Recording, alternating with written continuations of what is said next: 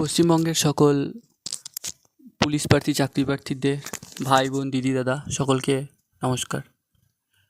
আজকে যে পশ্চিমবঙ্গ পুলিশের ইডব্লিউএস কেস ছিল সেটা 2:40 নাগাদ উঠেছিল, মানে হাইকোর্টে, কলকাতা হাইকোর্টে যেটা হয়েছিল মাননীয় বিচারপতি অমৃতা সিনহা ম্যামের বেঞ্চে। তো আমরা দেখলাম সেখানটাতে 2:40 দিকে কেসটা উঠেছিল, ঠিক আছে।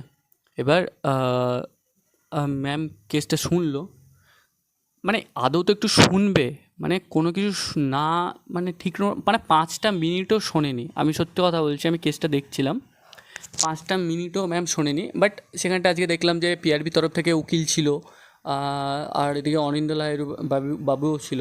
তো দুজনে আর্গুমেন্ট যা একটু কী করছিল, তো ওনারা খুব চেষ্টা করছিল যে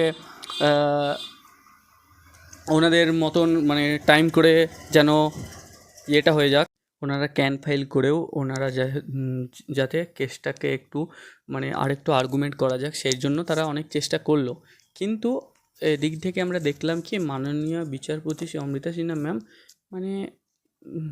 মানে সে পুলিশের মানে এর আগে যে কেসটা হয়েছিল না, যে এর আগে যে মানে তুমান্না ওইসব যে চন্দনধারা যে কেসগুলো, তো রিজার্ভেশন কেস, উনিও সেটা একই রকমভাবে বলতে চাইছেন যে হ্যাঁ এটা তো সেই পুলিশদেরই এটা, তো এটা নেক্সট ডেট এরকম করে দিয়ে দিচ্ছে। অনেক চেষ্টা করলো, বাট মানে কি বলবো, মানে মানে কোনো যে জাজমেন্ট দেবে সেরকম কোনো ইয়েই নেই, যে শুনে জাজমেন্ট দেবো সেরকমও কোনো ইয়ে নেই। সত্যি কথা বলছি, আমি কোনো রকমভাবে কোনো মানে খারাপ লাগলে কিছু করার নেই।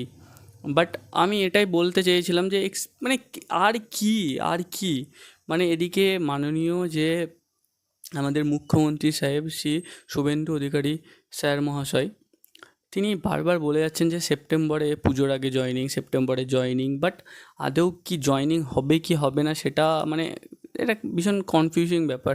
যদি এর মধ্যেও যদি না জয়েনিং হয় তাহলে তো কি বলবো। আর এদিকে ইডব্লিউএস কেসের আজকে যে কেসটা ছিল সেটা পরবর্তীতে 14 আগস্ট দিয়ে দিয়েছে। এবার আদৌ জানি না যে কি হবে কি না হবে। আর ওইদিকে তো অনিন্দ্য লাহিড়ু বাবু তো ওইদিকে তো চন্দনধারার কেস আলাদা রকম বুঝিয়ে যাচ্ছে, উনি তো বলেই যাচ্ছে যে তারা নাকি মানে ডিউটি করতো 16-17 ঘন্টা, তাই জন্য তারা পড়াশোনা করতে পারতো না, তারা করতে পারতো না।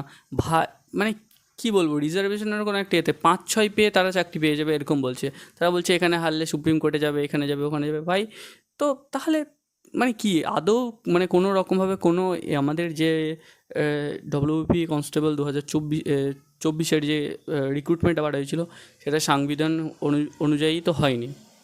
সংবিধান অনুযায়ী যে মানে ক্যাটাগরি ওয়াইজ যে ইউআর এসসি এসটি ওবিসি যে ভ্যাকান্সিগুলো বের হয়েছিলো সেরকম তো হয়নি, সেটা তোমরা সবাই জানি, সেটাও মেনে নিয়েছি। কিন্তু এখন তো অন্তত রেজাল্টটা তো অন্তত অন্তত জেনারেলদের রেখে, অন্তত জেনারেল মানে জেনারেল কি যারা পাস করেছে, আদার ক্যাটাগরিতে যারা আছে যেগুলো কেস চলছে সেগুলোকে রেখে, পিটিশনারদের রেখে বাদবাকি রেজাল্টটা তো দিতে পারে।